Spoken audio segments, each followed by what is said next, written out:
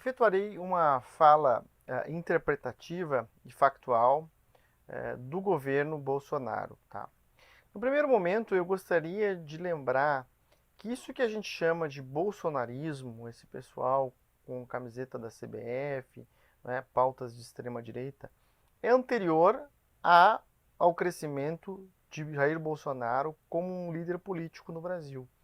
Eles vinham, na verdade, né, pela derrubada de Dilma Rousseff, se articulam a partir de 2015, 16, e, na verdade, o Bolsonaro vai ser eleito apenas em 2018. Então, há, na verdade, um grupo político de extrema-direita, de direita, formado no Brasil, que o Bolsonaro se torna um líder, não é? Esse grupo ele é heterogêneo, formado por diversas facções, tá certo? Então ele não é homogêneo, tá? Então, se eu gostaria de começar, né, os eixos de sustentação, né? Eu tenho o militarismo autoritário, conservador. Quero recordar do tweet na época, não é, do comandante das Forças Armadas, Vilas Boas, ameaçando veladamente o Supremo, que depois veio a falar sobre isso, né? De fato, eles estavam, né, no caso, articulando que Lula não fosse eleito, não fosse, no caso, candidato em 2018, né? Pressionaram o Supremo Tribunal Federal nesse sentido. Depois, em 2022, novamente, o mesmo Vilas Boas, que é tido como um líder dos militares, já, né, no caso, na reserva, ou seja, sem cometer ilegalidade nesse caso, ele então fala também novamente, digamos assim, de uma ameaça no sentido antidemocrático, tá certo? Então isso foi ficando mais claro com o passar do tempo. Existe o agronegócio, que também tradicionalmente um grupo de direita no Brasil, tá certo? O setor financeiro também acaba apoiando, né, com a pauta ultraliberal. Há também uma destruição da direita tradicional brasileira, né, manifesta em alguns partidos, iconicamente como o PSDB, e isso faz com que o judiciário punitivista assuma grande parte dessa tradição política no Brasil, na medida em que dinamita o centro político chamado, né, ou seja, a direita tradicional brasileira. Há também grupos evangélicos e conservadores mais radicais, não é? Antirracionalistas, anticientificistas, não é? Capitaneado aí pelos grupos chamados olavistas, não é? Que constituíram um caldo de cultura já de algum tempo no Brasil e que veio a dar também no governo Bolsonaro. Então é um grupo heterogêneo, tá? Embora o Brasil não tenha tido uma extrema-direita tão forte como tem, né, nesse período historicamente, eu quero lembrar que grupos como esses são os mesmos que formaram a UDN, né, na década de 40, 50 e 60, fizeram oposição ao segundo Vargas, não é, na década de 50, fizeram oposição ao JK e queriam impedir que o JK assumisse o seu mandato presidencial em 56. Fizeram oposição também a que o João Goulart assumisse a presidência em 61, no momento em que o Jânio Quadros renuncia, né? E também fizeram oposição ao próprio João Goulart, destituíram o João Goulart e depois são os mesmos grupos que firmaram o período militar de 64 a 85, ou seja, os militares, o setor rural, né, líderes rurais, os liberais também, juntamente com o setor financeiro, embora um pouco diferente, grupos religiosos, que antes eram católicos, aqui evangélicos, né? Só esse judiciário punitivista que é, digamos, a novidade. Tá? Então, na verdade, existe um grupo que se chama de antipetista, na verdade, o conservadorismo autoritário brasileiro, que já né, no caso, existe no Brasil há décadas, e que fizeram oposição também a Dilma Rousseff, mais claramente, e que depois que ajudaram a derrubar o governo também e que apoiaram o Bolsonaro. Então, bolsonarismo é um termo que existe claramente atualmente, mas assim, é preciso ter em mente que esses grupos são anteriores, na verdade, ao Bolsonaro, né? E são grupos que sempre tiveram posições semelhantes ao longo da história brasileira, tá? O cenário pregresso que nós tínhamos aqui era um cenário de conflito político que vinha desde do final do primeiro governo Dilma, né, que atravessa o segundo governo Dilma e o período Temer, né, que ainda há dúvida se o Brasil saiu desse conflito político, que já tem quase 10 anos. Né. Nesse período, né, eu tenho a emenda do teto de gastos, que é relevante, também crises políticas e um momento de estagnação, que marca essa fase da economia brasileira. Tá? Bom, qual é a agenda do governo? É uma pauta liberal do ponto de vista econômico e conservadora, autoritária do ponto de vista político e cultural. Tá? Então, redução dos direitos trabalhistas e previdenciários, redução de serviços públicos, privatizações, abertura econômica, redução de impostos, né? Perseguição, né, à esquerda, não é, de forma geral, aos movimentos sociais, sindicais, estudantis, intelectuais, não é? Tudo aquilo que não se concorda, né, que esses grupos conservadores autoritários principalmente não concordam, eles chamam de ideológicos, tá certo? Então, há uma ideia de tirar a ideologia, qual é a ideologia? A ideologia que não é a ideologia conservadora da educação, principalmente. Então, eu tenho uma guerra cultural, né, que se manifesta na educação, na cultura, e também a esses grupos políticos que são mais vinculados à esquerda tradicionalmente no Brasil. Tá? Então, a perseguição, que não houve força suficiente durante o governo para executar essa perseguição, mas que era uma das agendas do governo. Tá? Eu vou centrar aqui mais no aspecto econômico, uma vez que sou professor de economia, não é? Mas também aspectos políticos, culturais e uma análise das relações internacionais do Brasil, né, e desse projeto autoritário que foi se consolidando claramente ao longo do tempo.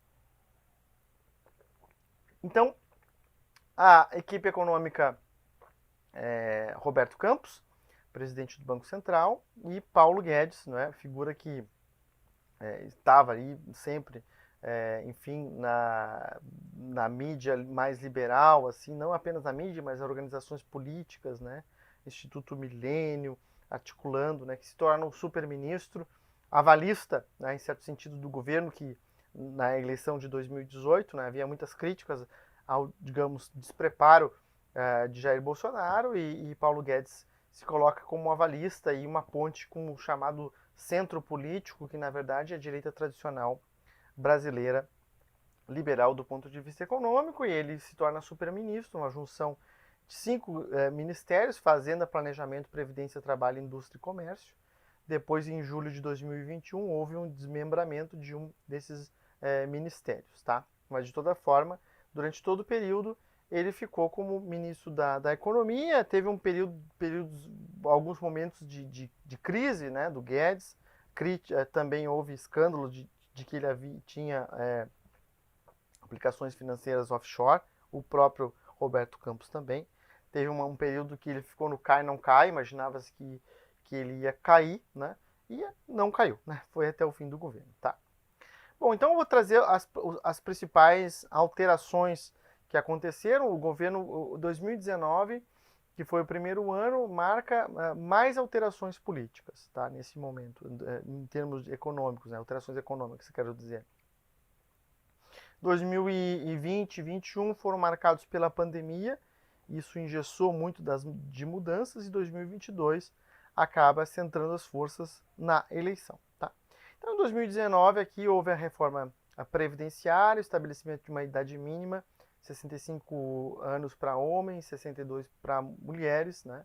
Contribuição progressiva de inativos, redução de proventos, né? Passou a ser 60% da média contributiva, com tempo mínimo de 20 anos de contribuição, né? E a partir desse período acrescenta de 2% no salário a cada ano de contribuição, uma redução das pensões por morte, não é? Passa a ser 50% do benefício para cada integrante, mais 10% por dependente. Tá? Então, uma reforma previdenciária que aumenta o tempo de contribuição, aumenta as alíquotas previdenciárias, né, para ativos e para inativos, e também reduz os proventos, tá? Então, no sentido do equilíbrio fiscal e tal, essa foi essa reforma que foi ampla e passou facilmente a despeito de uma crítica de diversos grupos. Uma das agendas da política econômica foi a redução de impostos, que se manifestou principalmente nos 2 últimos anos de governo, não é? Sobretudo no último ano, redução de IPI, não é? Houve uma proposta de reforma tributária mais ampla, na verdade, enviado pelo ministro da Economia no início do governo, que propunha fazer, não é, tornar o IPI, por exemplo, um imposto seletivo, basicamente acabar com ele, e para alguns setores apenas, e unificar diversos tributos. Isso teve muita dificuldade de passar, né? Houve outras propostas, como imposto de renda linear, né, com alíquota única e redução de deduções de imposto de renda, assim como tributação sobre dividendos, tá? Como proposta do governo, mas não passou. O que foi executado de fato foi reforma tributária é sempre difícil de passar no Brasil, os motivos são diversos. Então, o IPI houve uma redução de 35% para diversos setores, não é? Automóveis, eletrodomésticos, eletrônicos. Aqui a política da Petrobras ao longo do governo gerou uma elevação de preço de combustíveis, não é?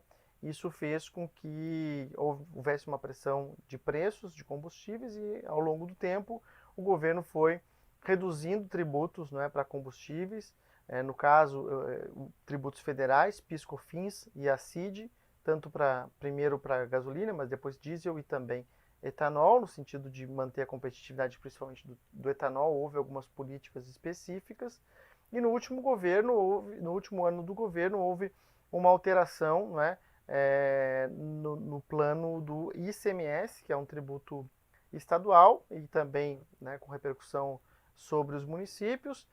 Houve o estabelecimento de um limite de 17% ou 18%, de acordo com o estado, a alíquota básica dos estados para combustíveis, energia, comunicação e transportes, né? Foi, na verdade, uma política que passou pelo Congresso, né, de redução de impostos estaduais, não é, e também com repercussão sobre a arrecadação municipal, bastante significativa, expressiva do ponto de vista de perda, não é, de arrecadação, na ordem de até 115 bilhões, mas é uma estimativa. Enfim, no sentido de reduzir a pressão sobre os preços dos combustíveis. Essa foi uma das brigas que o governo teve com os entes subnacionais e que saiu vencedor, não é? Houve também uma redução de impostos sobre importação de 10% para diversos produtos, né, no sentido tanto de abertura econômica, que era uma das pautas, não é? Liberalismo do ponto de vista do comércio internacional, e também redução de impostos, assim como uma política de combate à variação de preços. Outra medida relevante que houve também foi a PEC 186, que se tornou emenda constitucional 109, não é, uma nova regra fiscal, que passa a estabelecer um limite máximo para despesas, da relação entre despesas correntes, receitas correntes para a União, Estados e Municípios. A partir do momento que passa de 95, tem uma série de restrições de concursos, né, de reajustes nominais, ou seja, redução de salário real para servidores públicos. Assim como redução de renúncias fiscais, né, a reduzir 2% do PIB de renúncias fiscais. Houve aqui uma tentativa também do Ministério da Economia de tirar os mínimos constitucionais das receitas de estados e municípios para saúde e educação, mas acabou que não passou no Congresso Nacional, tá? Houve ainda, né, nesse período aqui, uma pauta liberalizante, a Lei da Liberdade Econômica, no sentido de reduzir, não é, a burocracia e reduzir, no caso, então, aqui, enfim, despesas para empresas, tá? Então, a redução de maior, nesse sentido de maior liberdade mesmo, né? Redução de regulação, né? Carteira de trabalho eletrônica, enfim, né? Empresas pequenas, né? Passavam a ter isenção de registro de pontos de funcionários, tá? Houve uma tentativa aqui também de uma reforma trabalhista mais ampla, né? Sobretudo para jovens, não é? Uma ideia de reduzir direitos de jovens previdenciários, né? Reduzir FGTS, né? Passaria de 2% a 6%. Também redução de direitos trabalhistas no geral, né? Que era a carteira de trabalho verde e amarela, no sentido de redução de custos trabalhistas, né? E é uma pauta aí liberalizante também não passou, tá? Então houve uma série de tentativas, na verdade, de mudanças legais, né? Principalmente no primeiro ano de governo, 2019, e muitas acabaram não passando, né? No Congresso Nacional. Houve também uma tentativa de redução de municípios pequenos, né? No sentido de melhorar aí a distribuição do bolo tributário de fundo de participação de municípios, também não passou, né? Assim como desindexar as receitas de estados e municípios, né? No sentido de reduzir justamente os vínculos constitucionais, né? E alguns fundos obrigatórios, as despesas para a educação, para a saúde e outros fins também que existem, também não passou no Congresso Nacional, tá? O que passou, que foi relevante, foi a autonomia do Banco Central. Então, em grande medida, houve uma redução da ingerência governamental sobre a política monetária, né, que define juros e preços no Brasil, principalmente, mas também emprego e crescimento econômico. Então, o Banco Central tornou-se uma autarquia com mandato fixo de 4 anos para o presidente do Banco Central, não coincidente com o presidente da República. Foi dado um mandato, então, para o presidente do Banco Central, Roberto Campos Neto, que vai ficar, inclusive, no período posterior, assim como os diretores, né? Então, digamos que há uma perda de capacidade de política econômica dos governos que vêm à frente, tá? Outra questão que passou aqui, também aqui na lei é que o Banco Central já tinha, né, digamos, um foco na variação de preços, no controle inflacionário, mas passou também a ter uma obrigação legal de observar o que acontece com o nível de desemprego, tá? Bom, com relação à política fiscal, já falei um pouco, mas houve também, assim, né, quer dizer, a herança aqui foi o teto de gastos que veio do governo Michel Temer. Só que, na verdade, esse teto de gastos, ele passou por sucessivos arremedos e consertos, né, em diversos momentos, né, como teve a PEC emergencial, né, a PEC do orçamento de guerra, a PEC dos precatórios, né, a PEC eleitoral e, no final do governo, né, a PEC da transição, no sentido de viabilizar alguns gastos, seja emergenciais, seja para políticas fiscais, políticas sociais, algumas específicas, enfim, política anticíclica, como aconteceu, né, nesse período, sobretudo da pandemia, em que o teto de gastos não previa esse tipo de situação ou exigia uma nova emenda constitucional, né, o que acabou se mostrando, né, um grande erro, na verdade, colocar uma regra fiscal na Constituição, né? Que no caso os governos é que devem cuidar enfim, da gestão fiscal, afinal de contas é para isso que são eleitos, né? Para cuidar do país, né? Para governar. E aí a emenda do teto ela tirou muita capacidade da política fiscal, né? Por parte dos governos, e mesmo um governo aqui com um viés liberal do ponto de vista econômico, acabou não conseguindo, né, em nenhum dos anos executar o teto, né? Teve que fazer sucessivas PECs, o que acabou tirando a credibilidade dessa regra, não é? Bom, depois eu vou falar um pouco mais de pandemia, mas eu queria primeiro focar aqui na questão econômica, não é? Então, em 2020, como sabemos, teve a pandemia. No início, não é, o Paulo Guedes disse que o que tinha que fazer para resolver a pandemia era privatizar, desburocratizar, não é? Fazer uma redução de impostos, ou seja, a agenda liberal, né? Não houve uma devida ciência do que estava acontecendo, mas logo a seguir, na verdade, houve essa mudança, não é? Uma pressão social enorme, também internacional, diversos países do mundo fazendo políticas agressivas, anticíclicas, não é? E aqui, mesmo sendo um governo liberal, acabou indo por esse caminho e o Congresso Nacional também pressionou nesse sentido, né? Os governadores, enfim, a sociedade pressionou e houve uma fortíssima política anticíclica, né? Sobretudo através do auxílio emergencial, né? Que o governo propunha 200, depois 300 e no final o Congresso Nacional aprovou R$ 600 para 65 milhões de pessoas, né? Teve uma cobertura amplíssima, tá certo? Além de outras políticas que passou no chamado orçamento de guerra, não é?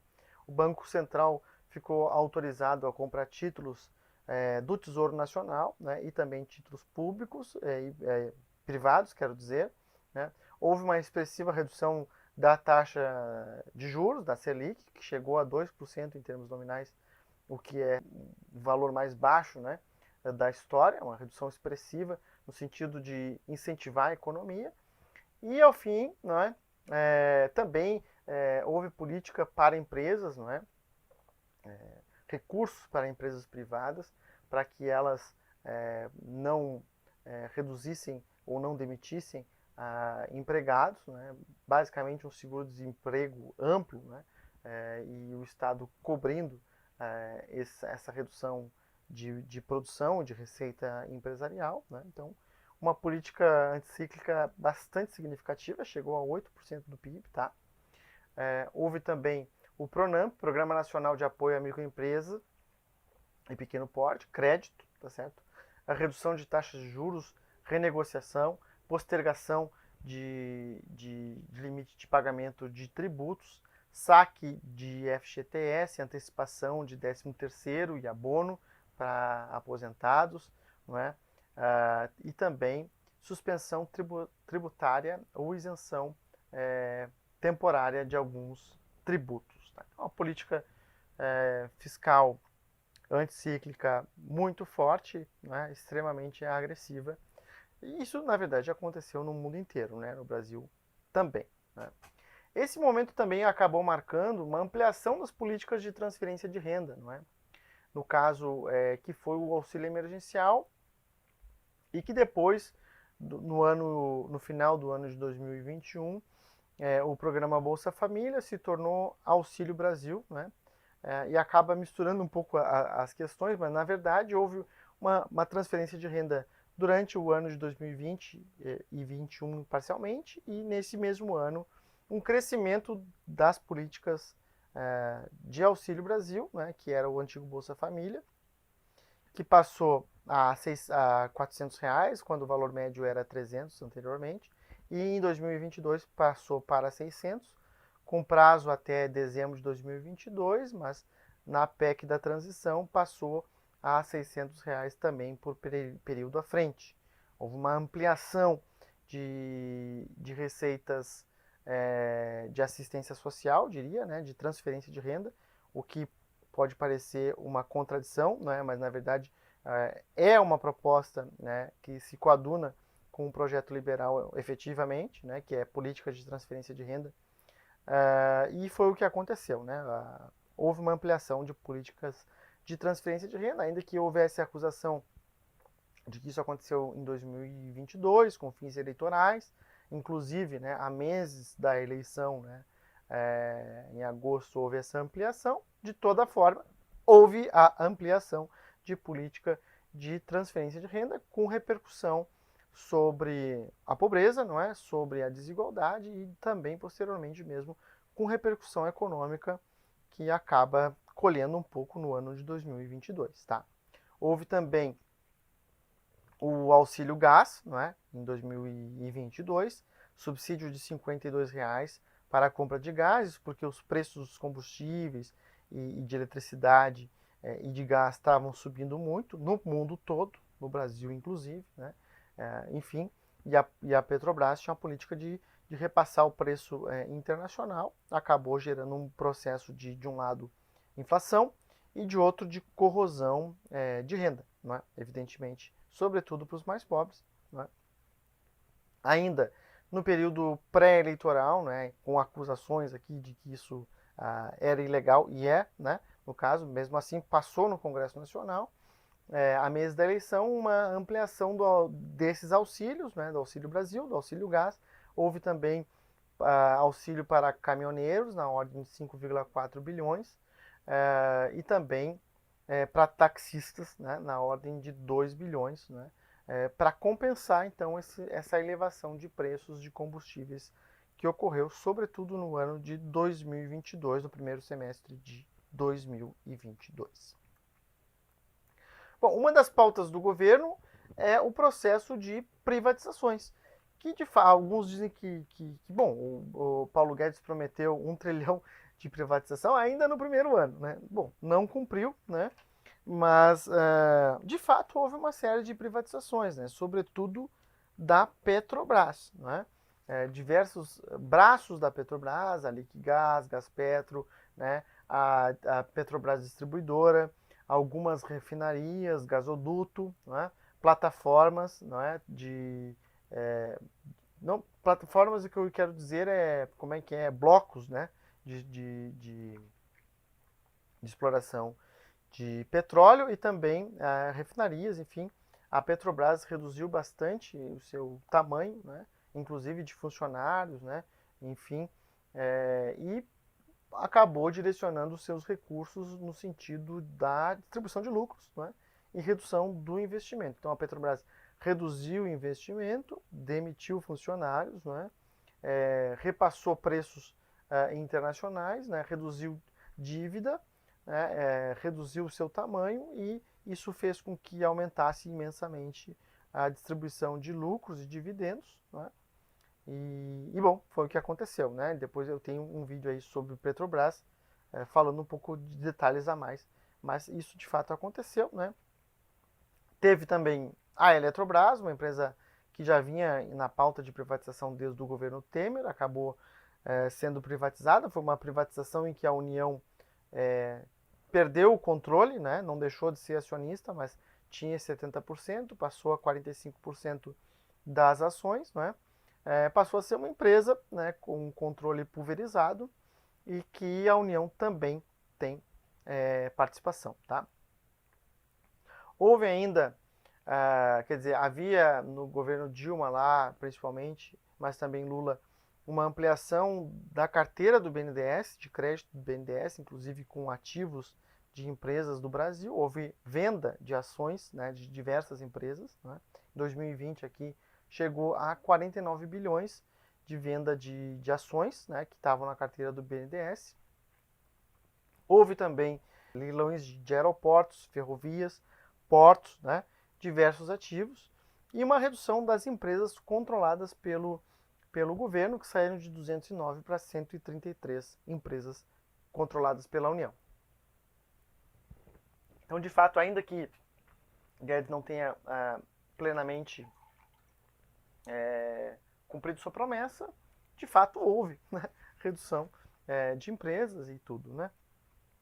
Bom, aqui alguns resultados do governo, tá?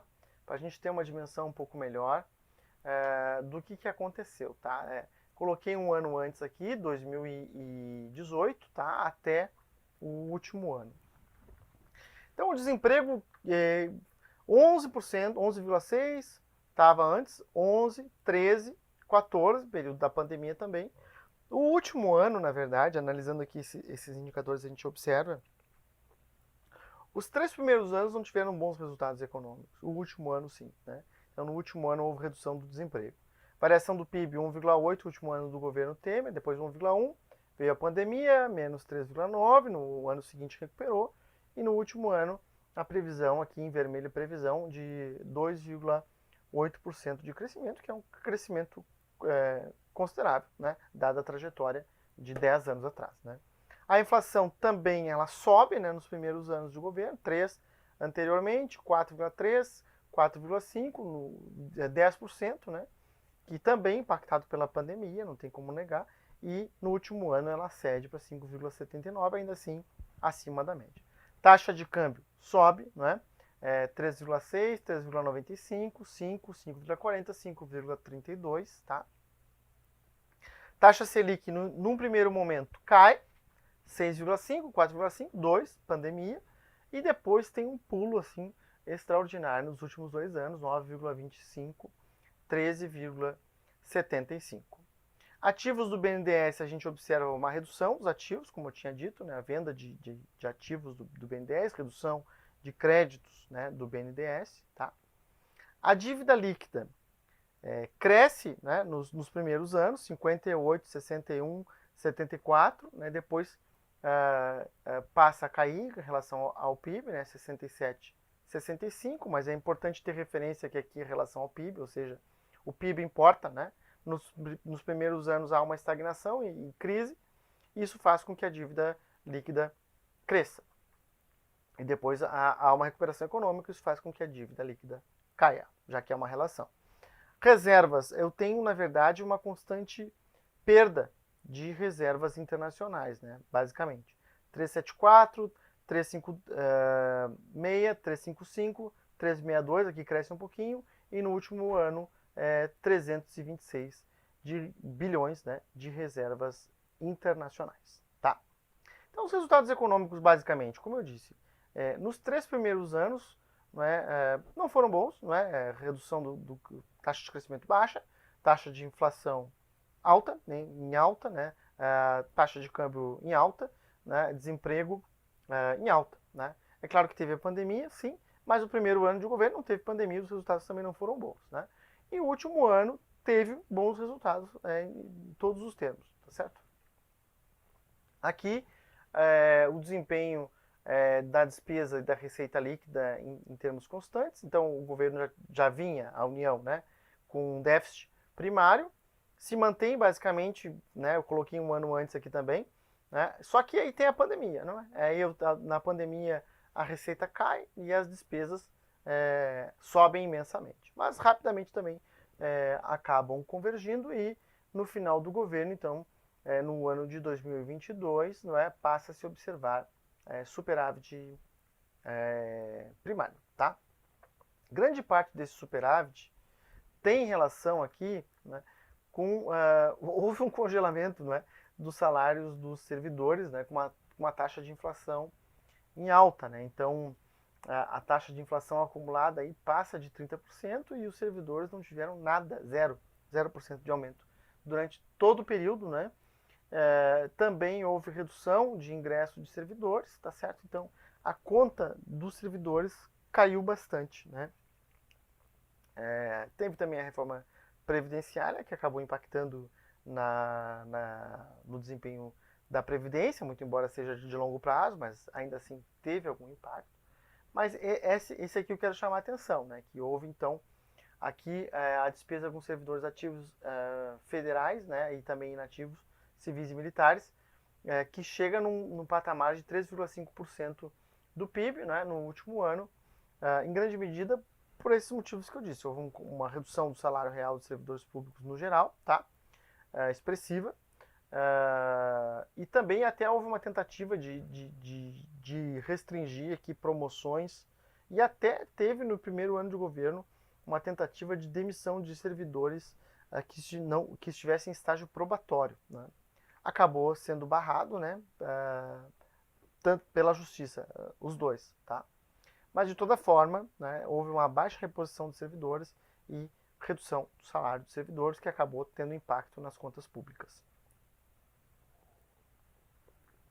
Bom, ainda analisando aqui a pauta da política econômica, havia uma promessa de que essa política de redução de gastos públicos, desde o governo Temer, né, redução dos gastos públicos, a emenda do teto, né, restrição enfim, da máquina pública, privatizações, gerasse crescimento econômico. Né? Bom, e atraísse capital externo também, né, e reduzisse a dívida pública e tudo. É preciso dizer, não aconteceu, né? Nada disso. Né? Houve, na verdade, até saída de capitais do Brasil. Né? Em 2019 saíram 44 bilhões de dólares, né? Em 2020, 19 bilhões de dólares, fuga de capitais, né? A taxa de desemprego continua elevada, né? Independentemente da pandemia, já tinha antes.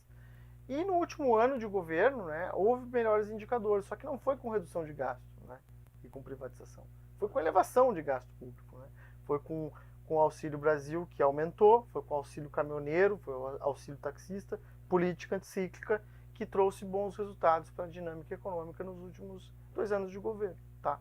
Então, a agenda liberal fracassou, claramente, né, em termos de resultados. Né? Não trouxe crescimento econômico, não reduziu a taxa de desemprego, não melhorou o endividamento, né? Teve melhora no resultado fiscal, isso sim, mas de toda forma, como eu chamei a atenção, os resultados mesmo vieram no último ano, quando houve uma política inversa, né? Quando houve a expansão fiscal. Tá? Bom, ao mesmo tempo, esse foi um governo, né, com dificuldade de governar e de implementar as políticas a qual foi proposto e eleito, não é? Tanto econômico quanto cultural e político, por diversos motivos que eu vou entrar à frente. Na questão econômica, inicialmente, bom, a reforma tributária não saiu, a carta verde e amarela não saiu, né? Carteira de trabalho verde e amarela, a reforma administrativa que buscava fazer uma reforma do Estado não saiu também. Falou-se em ter nova CPMF, também não saiu. Taxar seguro-desemprego não saiu. Congelar aposentadorias do INSS também não. Cortar 25% do salário dos servidores não saiu. Acabar com o piso da saúde e educação não saiu. Acabar com o abono do PIS. Falou-se no início uma proposta de privatizar o SUS, né? O tal do Plano Marshall lá também, do Braga Neto, né, foi enterrado. Né? A PEC do Pacto Federativo também não saiu. Né? Além do que, o superministério, que propunha revolucionar o país, efetuou algumas políticas, mas teve uma série de baixas. Né? Aqui estão listadas todas elas, né? Do início até o fim do governo. Diversas baixas de grupos, né, liberais principalmente, que foram saindo do governo, né, como, por exemplo, né, o setor ali da desburocratização, né, que propunha uma série de privatizações, né, secretário da desburocratização em 2020, Paulo Webel, né, só para citar um deles, né, e aqui o Salim Matar também, eu acho que mais representativo, que também da Secretaria de Desestatização. Mas assim, outros também, Secretaria do Tesouro, do Orçamento, enfim, do início até o fim do governo, houve uma série de baixas na área econômica e dificuldade de implementar as políticas, né? Assim como de outras instituições, né, debandadas, né, da CAPES, da FUNAI, do IBAMA, né, enfim, de outros temas que vou entrar à frente aqui. E também, né, o rodízio de ministros, né, diversos ministros que se sucediam, né, crises constantes do governo, do início ao fim. Né. Teve o Moro aí, que representava o judiciário punitivista, né, que acabou saindo também do governo, acusando o governo de interferir na Polícia Federal para proteger a família, que seria um crime. Né. Teve episódio da gravação lá da reunião, né. O Mandetta, que também saiu em função do negacionismo da pandemia, né? O Arthur Weintraub, que saiu por afrontar muito diretamente o STF. Né? Enfim, além de outros ministros diversos que saíram, o Salles também, outros tantos, na educação foi um rodízio, na saúde foi um rodízio, né? Vários ministros. Enfim, né? Queria tratar de outros temas agora que não econômicos, tá? Interpretativos e de outras áreas também. Tá? Primeiro o seguinte, uma das pautas do governo era o combate à corrupção, mas no primeiro momento, né, o governo acabou nomeando, né, o Procurador-Geral da República, Aras, que não estava na lista tríplice do Ministério Público e que acabou auxiliando claramente, não é, o governante no sentido de sempre, né, protegendo o governante, né, mandando aí não investigar, arquivar diversas, eh, diversos processos que vinham, né, enfim, da sociedade civil, do Congresso Nacional. Né? A ABIN foi utilizada aqui, foi acusada de ser utilizada para orientar a defesa do Flávio Bolsonaro na questão do Queiroz. Né? No início do governo houve tentativas, algumas barradas, outras não, né, de alterar a lei de acesso à informação e aumentar o sigilo de dados. Né? Bom, o Sérgio Moro acabou saindo do governo acusando o governo de corrupção. Né? No caso de interferência na Polícia Federal, né? Houve toda uma polêmica ali com o Supremo Tribunal Federal, que acabou impedindo a nomeação de determinado delegado e depois acabou se conseguindo colocar um outro delegado que supostamente seria para não dar seguimento à investigação sobre corrupção da família Bolsonaro. Tá? Então, na verdade, a gente teve um período aqui de retrocesso no combate à corrupção, claramente, porque combate à corrupção não é com arroubos de oratória, não é? É com transparência e com autonomia de instituições, Polícia Federal, Ministério Público, né, a Justiça, coisa que aconteceu justamente o contrário, e transparência, né, e aconteceu também o contrário, além dos famosos sigilos de 100 anos, né, à torto e à direito, que vai no sentido contrário do combate à corrupção. Tá? Além do que, algo que marcou imensamente esse governo foram os conflitos constantes. Né? Foi um governo extremamente conflitivo. Né?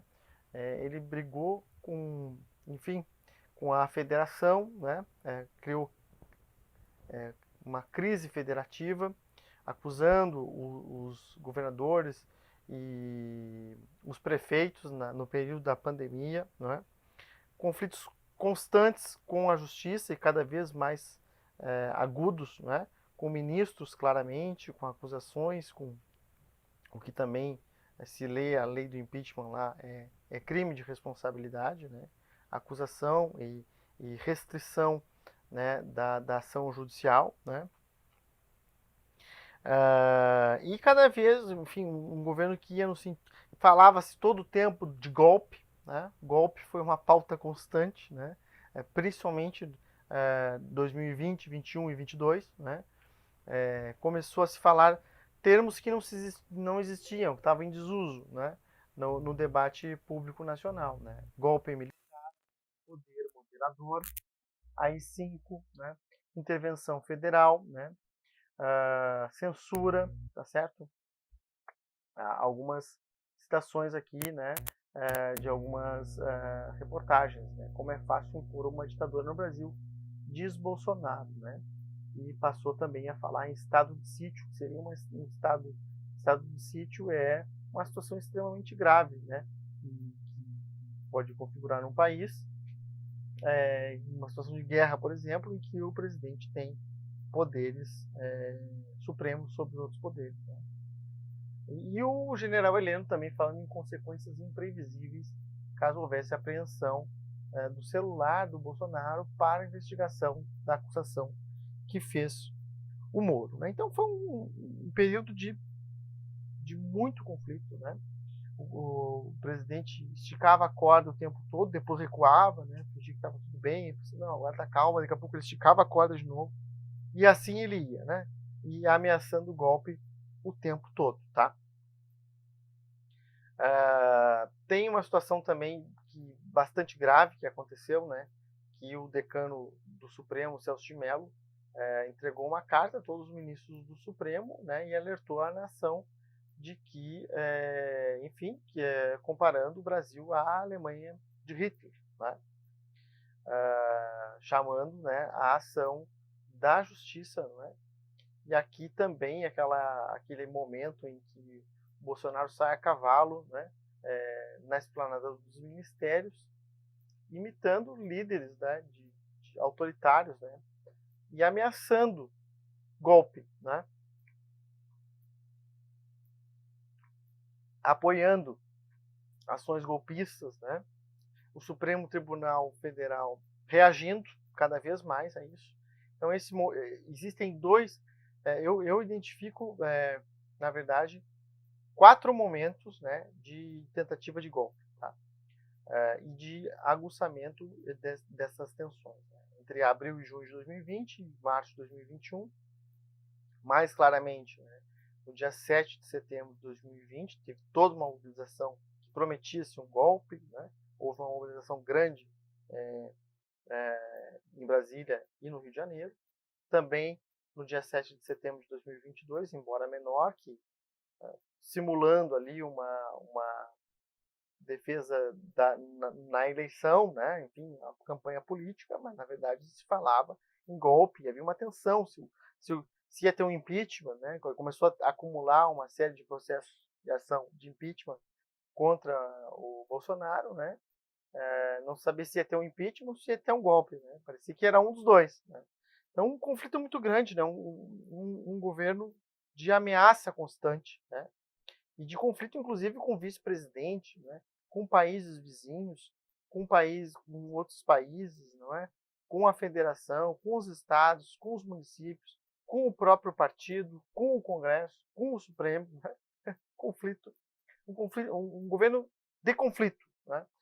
Imaginava-se que seria essa também uma estratégia política, né, de ir dilapidando as instituições democráticas e a própria democracia do Brasil. Tá? E progressivamente o governo usa, né, das instituições militares, né, do suposto apoio dos militares, da ativa, né, das Forças Armadas e das polícias estaduais, né, ele fala como se tivesse o apoio desses grupos ameaçando a nação, não é? No sentido de impor a sua vontade. E havia sempre essa dúvida, né? Se de fato isso existia ou não, porque por lei, né, os militares e os policiais militares não podem opinar sobre política, tá certo? Isso é lei. Então havia essa dúvida, se havia ou não, e aí alguns dissidentes, né, no caso, por exemplo, o Santos Cruz, que foi secretário, né, geral do governo, ele rompeu com o governo, foi um dos primeiros a sair, ele disse que militares do governo não representam as Forças Armadas. Né? Enfim, né, aí é um conflito com os militares também que aconteceu. Não queremos fazer parte da política nem deixar ela entrar nos quartéis, diz chefe do Exército. Né? Sem citar nomes, ex-porta-voz da presidência critica Bolsonaro. Lembra-te que és mortal. Né? Ele era porta-voz também do presidente militar e acabou saindo e criticando o governo como outros. Né? Então, o que aconteceu concretamente é que houve diversos momentos de ameaça, né? Eu citei esses, mas teve também no pós-eleição de 2022, né? Ameaças claras de golpe militar, né? De golpe, enfim, e os militares não apoiaram, tá certo? Não avalizaram o golpe, né? Isso foi o que aconteceu. Teve esse momento crítico aqui também de muita apreensão política no país, em março de 2021, em que havia essa intenção golpista, e o que acontece é que o ministro da Defesa e os comandantes das Forças Armadas são exonerados, né? O que é o maior conflito entre os militares no Brasil desde o período Geisel, né? Que teve uma tentativa de golpe também, com um grupo lá do Silvio Frota, tem um vídeo aí para falar do Geisel, né? Então, foi um momento de tensão, né, em que os comandantes das Forças Armadas foram exonerados e entraram outros. Então, esses que entraram são apoiadores, então, do golpe. Né? Ficou essa dúvida, mas, no final, não teve golpe. Né? Até se falou que um dos novos, né, comandantes da aeronáutica, particularmente, seria mais apoiador do golpe, de um golpe, né, no pós-eleição de 2022, veiculou-se isso na imprensa, né, e que os demais não, né, enfim, ficou a dúvida, tá? Houve aqui ainda, né, em março de 2021, quando o PSL ainda era o partido do presidente da República, né, uma proposta para pautar uma espécie de poder extraordinário para o presidente da República, né, aumentar o seu poder perante as polícias militares estaduais. Né? E os governadores de estados reagiram, né? Então, é momento ainda da pandemia, uma situação de muita tensão, né? Que foi esse período aqui, 2020, 21 e também 22. Né? E os militares aposentados, muitos deles, que podem falar sobre política, apoiavam o governo, né? Apoiavam o presidente e o golpe, né? Como o clube militar, né?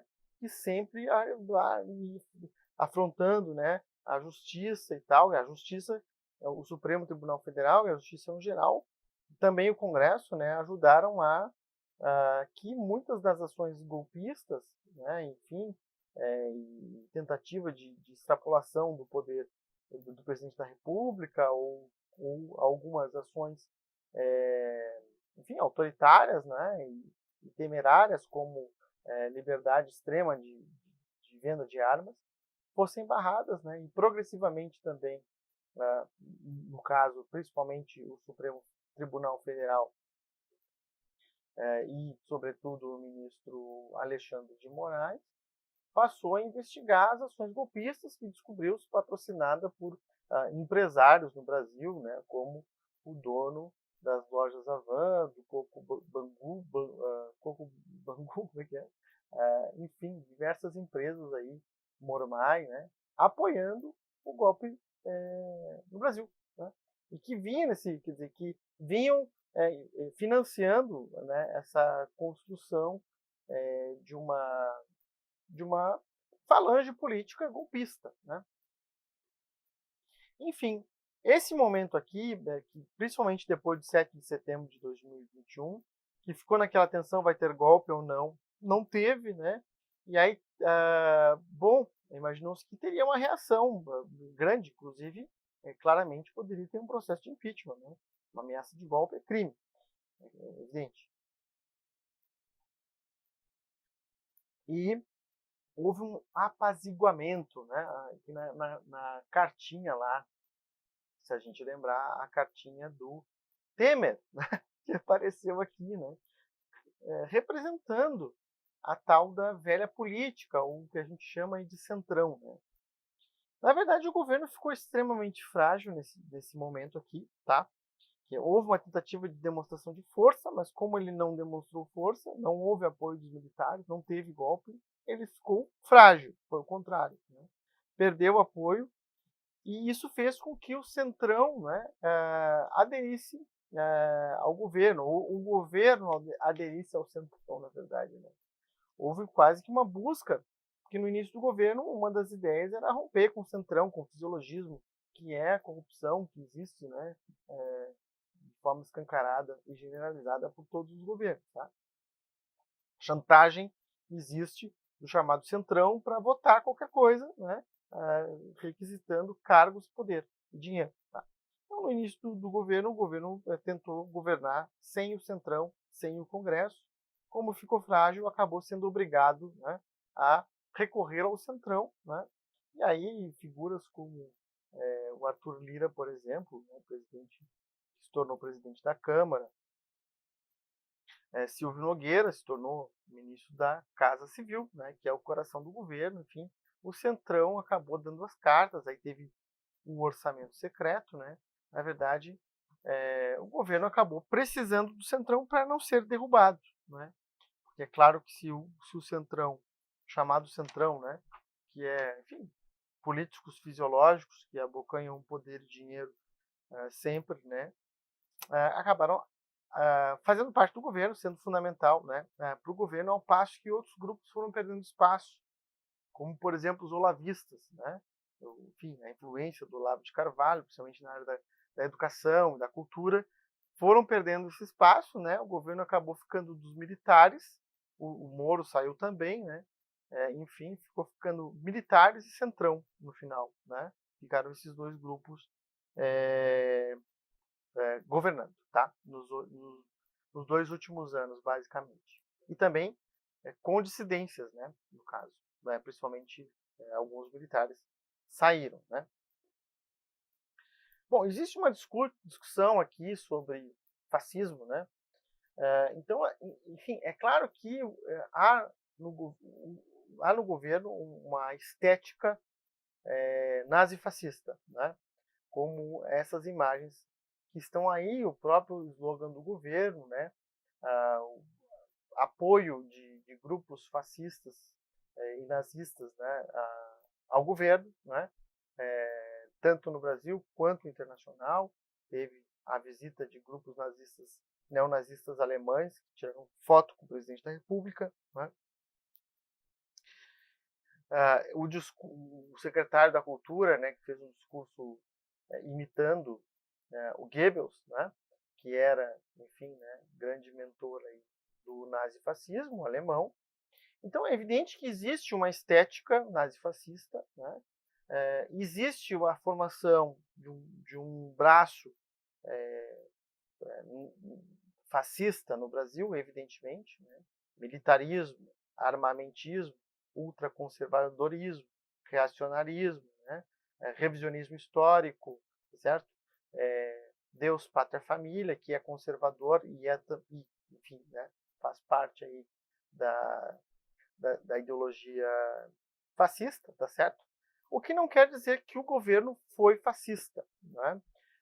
Porque, enfim, o governo era amplo, apoiado por diversos grupos, como eu já citei, né? Não conseguiu implementar uma política nesse sentido, mas havia grupos nazistas no governo, evidentemente, né? Havia traços nazifascistas, é claro, assim como apoio desses grupos no Brasil, que são explícitos e notórios, que estavam apoiando o governo. O governo foi nazista? Totalmente? Não, né? Até porque não conseguiu, tá certo? Enfim, então, com isso eu queria me posicionar sobre isso, tá? Existe um nazismo no Brasil, nazifascismo crescente? Evidentemente, né? Fez parte do governo Bolsonaro? Sim. O governo foi fascista? Não, porque não conseguiu, né? E também não, esse grupo não foi hegemônico, né? O grupo hegemônico principal acabou sendo os militares, né? Que nem todos comungam com essa ideologia, tá? Bom, aí tem a questão também, ainda para não deixar de falar, né, da própria corrupção da família Bolsonaro, né, que ficou clara, né, o discurso anticorrupção e tal, acabou se mostrando de fachada, tá certo? Evidentemente, né, a questão da Polícia Federal, enfim, do Procurador-Geral da República, né, a ABIN sendo utilizada para escamotear a corrupção, né, da família Bolsonaro, tá certo? Diversas situações aí de crimes explícitos que foram cometidos, né? E que acabaram não sendo investigados, acobertados. Houve uma utilização do Estado Nacional para acobertar a família, né? A própria AGU também, né? Agindo como advogado da família. Isso é uma coisa que também marcou o governo, né? O Bolsonaro via a nação, o Estado brasileiro, como sendo ele, né? Como se o Estado brasileiro fosse ele, como se ele representasse o Estado.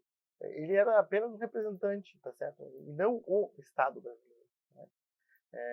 Ele falava do Estado brasileiro, das Forças Armadas, como sendo dele, né? Bom, na verdade, o Estado é muito maior do que o governante, né? A Constituição e as instituições são muito maiores do que o governante. Então, uma tentativa de captura do Estado para defender os interesses, né, da família e a ideologia do governo. Né? Outro ponto que eu queria falar que acabou sendo bastante relevante e marcante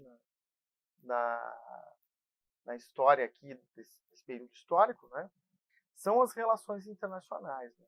Num primeiro momento, um alinhamento automático com o ex-presidente Trump, que representava as mesmas ideias, as mesmas ideologias, inclusive na campanha houve aquela batida de continência para a bandeira americana, norte-americana, que aparecia inclusive nas manifestações chamadas bolsonaristas, né?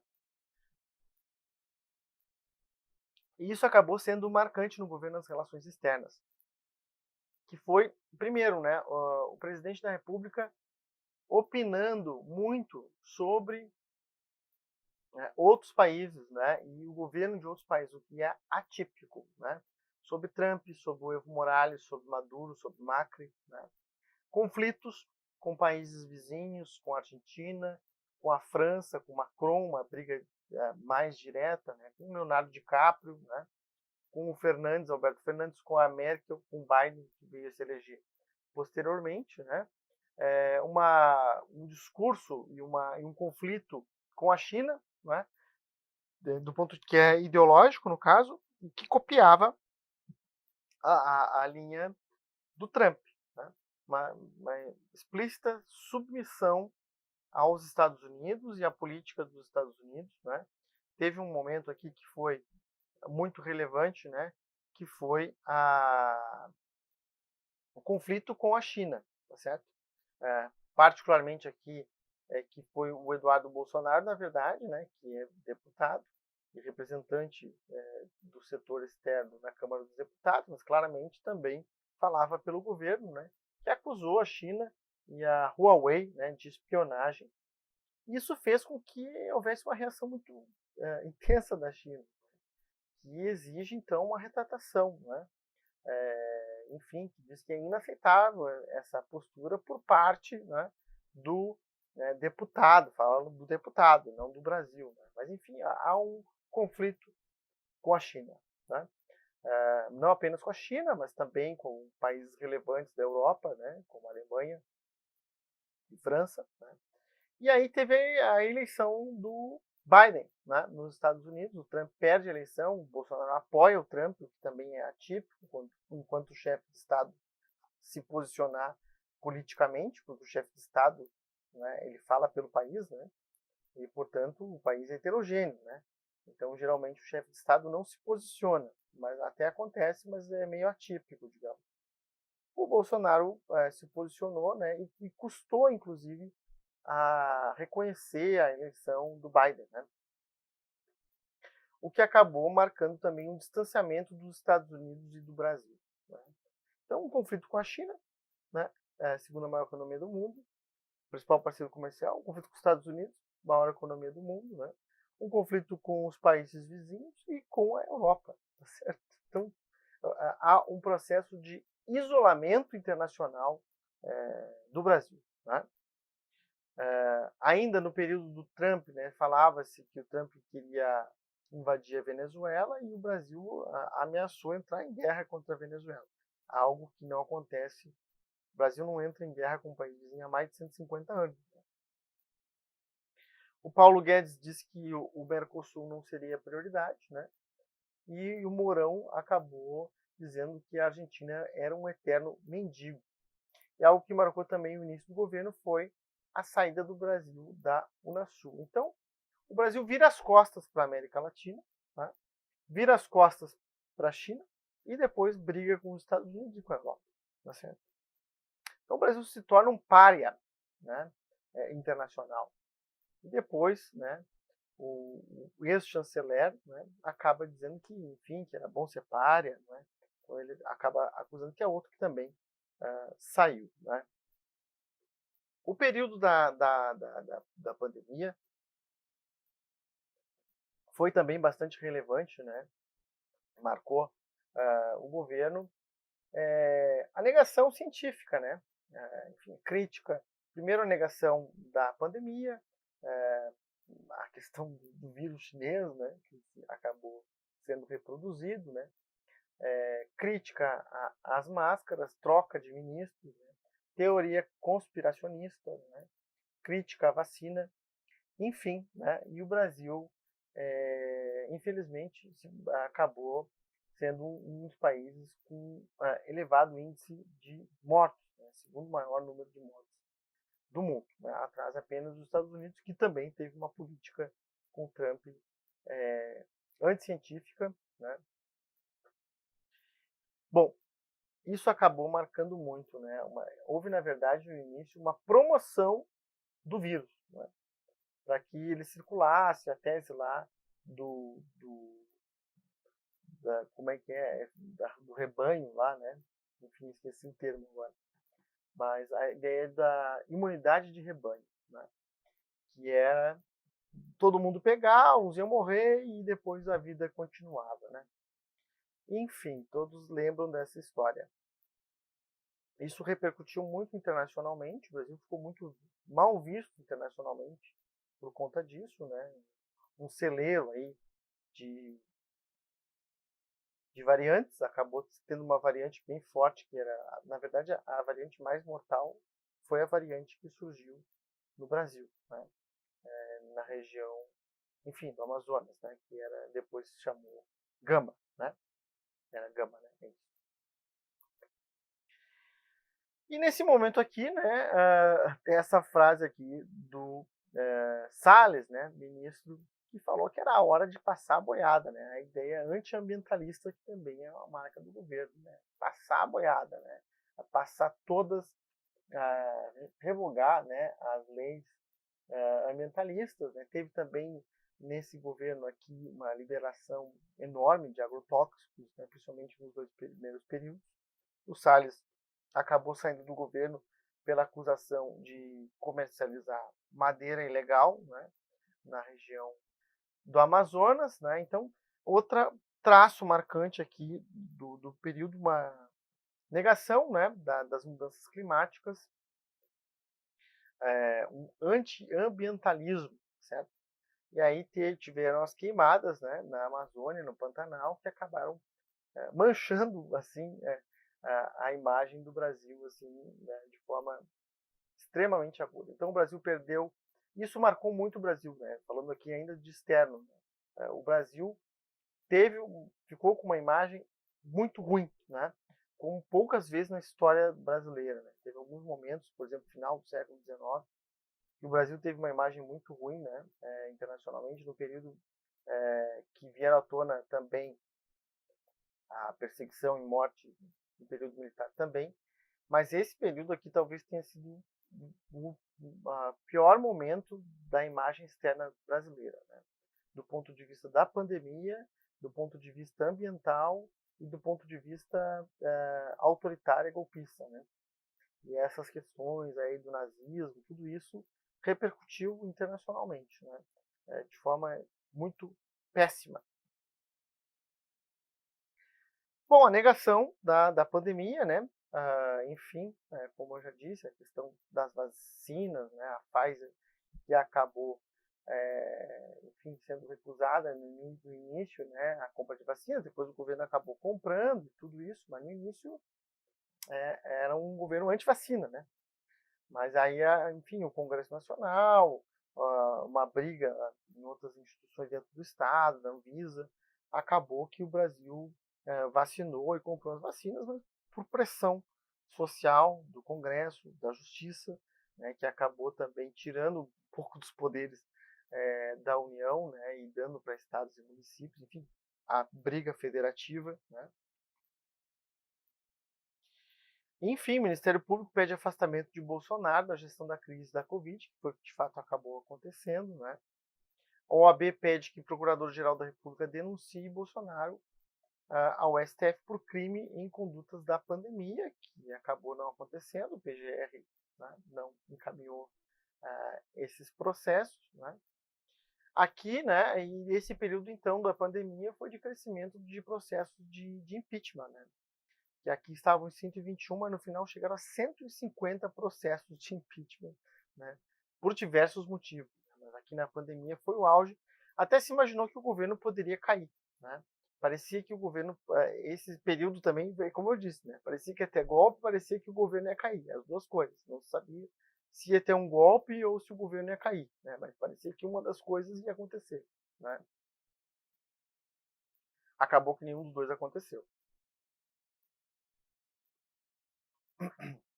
Acusações diversas, né, de prevaricação nas vacinas, de promoção de mortes, né, no Brasil, que chegou a mais de 600 mil mortes, né, e falava, não, o governo não cai porque não tem manifestações de rua, né, aquela conversa, né, porque não tem povo na rua, tem que ter povo na rua, né, e aí era a pandemia, então não tinha povo na rua, até que teve, né, assim como teve também contra o Temer, né? Falar, o Temer não caiu porque não tinha povo na rua. Mas teve sim, né? E teve também aqui, em junho de 2021, manifestações maciças contra o Bolsonaro, né? Contra o governo, pedindo a queda do governo, né? Teve manifestação de rua. Mas o governo tinha... Não, o governo tinha apoio suposto. Não, o governo tinha uma rejeição enorme, tá certo? E não caiu.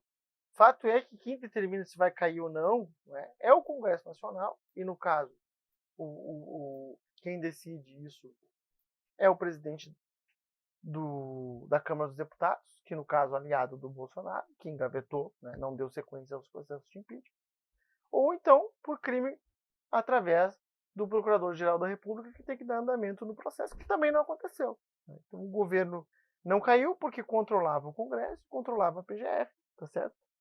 E não tinha apoio, tinha apoio, na verdade, tinha apoio, mas tinha uma oposição grande, teve manifestações de rua, cometeu diversos crimes, evidentemente, né? Diversos. Basta ler a lei do impeachment lá, e não caiu, tá certo? Não caiu. Bom, aí, né, chegamos em 2022, tá certo? Ou meados de 2022, começou a questão das eleições, das urnas, né? Que a eleição tinha que ter eleições limpas, né? Que o voto não era auditável, ameaça golpista, né? Enfim, né? Crítica, uma das formas de golpe, né? De golpismo é crítica às eleições, ao processo eleitoral, acusação de fraude, tudo isso, né? Isso todos sabem, né? Trump fez isso, né? Mas também na história brasileira. Isso foi feito diversas vezes, né? Enfim, na década de 30, na década de 60, na década de 50, né? Enfim, se acusa de golpe, de fraude, né? E isso é álibi para golpe e para medidas autoritárias. Né? E aí o Bolsonaro começou a dizer que, bom, que não ia ter eleição se não fossem limpas, né? Que ia impedir brigas com o Tribunal Superior Eleitoral, tanto na época do Barroso, quanto na época do Fachin, quanto na época do Alexandre de Moraes, que seguraram a onda, né? E a gente precisa, no caso, reconhecer, principalmente o Alexandre de Moraes, foi fundamental para a manutenção da democracia no Brasil, né? Que, inclusive, teve aquele momento também relevante que o Bolsonaro chamou os representantes, os embaixadores, né? Dos diversos países para dizer que as eleições do Brasil eram fraudáveis e não confiáveis, né? Ou seja, para macular a imagem da instituição e da institucionalidade brasileira, o que é crime, né? Inclusive. Bom, o governo, durante todo esse período, né, teve uma rejeição muito grande, né? Logo no início do governo houve uma desaprovação muito grande, né? Mas ao mesmo tempo um grupo sempre continuou apoiando o governo, né? Em torno de 30% ali nas pesquisas eleitorais, nas pesquisas de opinião, né? Sempre aprovando o governo, tá certo? 30% mantinha, pelo menos. Mas a rejeição chegou a 60%, né? Enfim. E, bom, aí veio a eleição. Houve diversas medidas de expansão de gastos públicos, né? O que também é ilegal às vésperas da eleição. E não se sabe até que ponto isso influenciou ou não, né?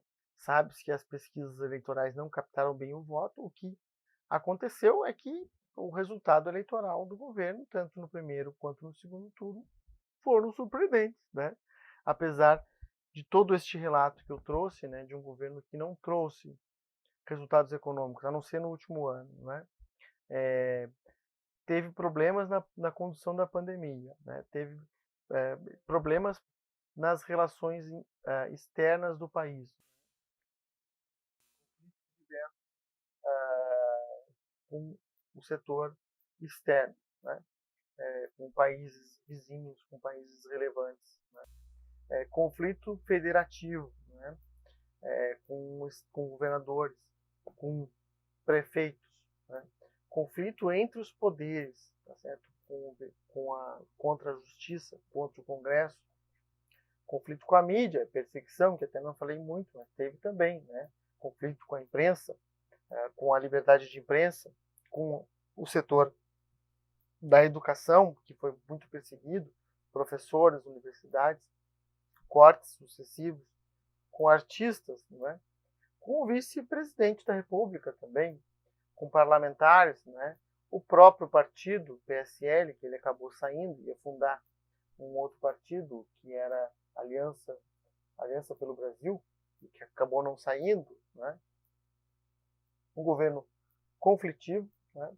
Inepto, com dificuldade de governar, né? Com rodízio de ministros, mudanças constantes, e teve um bom resultado eleitoral, tá certo? Conseguiu eleger senadores, deputados, né? Formou a maior bancada no Congresso Nacional, e fez 43% no primeiro turno, o que surpreendeu, e fez 49% no segundo turno, o que é realmente impressionante. Né? Bom, tem outras questões aí para chamar atenção, a questão ambiental, acho que eu falei bastante, mas foi um dos pontos relevantes, né? A questão da Amazônia, do IBAMA, da FUNAI, dos grileiros, dos indígenas, conflitos diversos, né? Com esses setores. Perseguição no setor público, né?